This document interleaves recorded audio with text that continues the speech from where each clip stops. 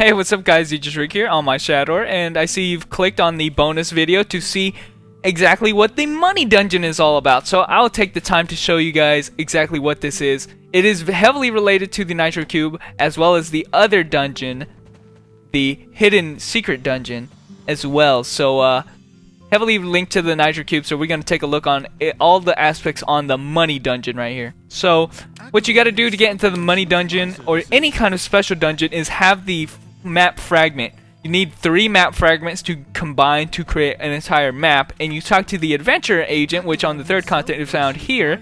He's also known as the party manager. Talk to him, go to map exchange, and exchange your 3 pieces and a sum of gold, in my case 7.5k, to create a map piece. Now, that might seem like a lot of money to create one map piece, but trust me guys, you get a lot more than 7.5k in the dungeon itself, so it's well worth it. So we're going to be jumping into the Barbigazi Horde. Every continent has its form of a money dungeon, which will basically consist of the same thing. You can't have intrusion on, so let me turn that off. Let me explain how they work real quick. Every mob in the dungeon drops a lot of gold, and the higher the continent, the more gold that they drop. Thus, for that reason, it is beneficial to go into these dungeons when you have the money buff activated. I don't have it activated, but it's well worth it to have it. Every mob you see drops 1,400 gold. If you have the gold buff, the money buff, you can get double that. So don't bother doing these dungeons unless your character has the money buff activated. Otherwise, you're going to be losing out on 100% of gold every single time you go into it. So it's not worth it to use your maps. Here you saw me open this chest, and I'm gonna go save the guy. The dungeons consist of its continent 1 and 2 equivalent.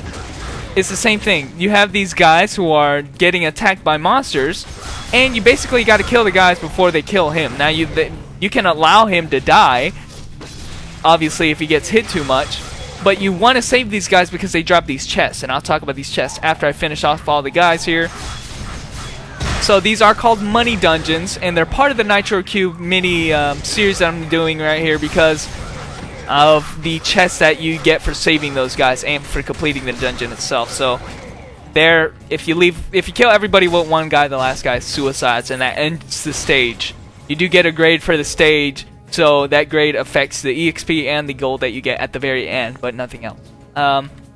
Here I'm going to go back and pick up all the gold because it's a lot of gold. Trust me, it's more than 7.5 that you paid for the thing, especially if you got the money buff. So I already opened this chest, but inside the chest, this is what we're talking about here. This is what we're going to be using for the Nitro Cube.